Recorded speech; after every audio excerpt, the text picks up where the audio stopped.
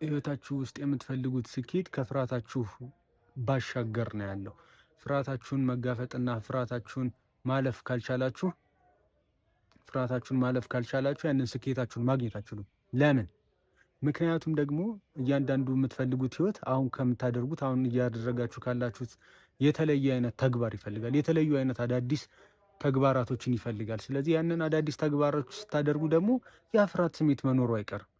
ያን ፍርሃት ስሜት ማለፍ ካልቻላችሁ ያንን አዲስ ተግባራት ማድረግ አትችሉም። ስለዚህ ፍርሃታችሁ ከምትፈልጉት ቦታ ያቆማችኋል ማለት ነው። ለዚህ ነው ስኬታችሁ ከፍርሃታችሁ ጀርባ ነው፣ ከፍርሃታችሁ ቀጥሎ ነው ያለ የሚባለው። ስለዚህ ያንን አዲስ ነገር ማድረግ እስካልቻላችሁና ነገሮቹን መለወጥ እስካልቻላችሁ ድረስ ፍርሃታችሁን በተወሰነ መንገድ ራሳችሁን ኤክስፖዝድ እያደረጋችሁ መጋፈጥና ማለፍ ማትችሉ ከሆነ ያንን የምትፈልጉትን ላይፍ ማግኘት አትችሉ።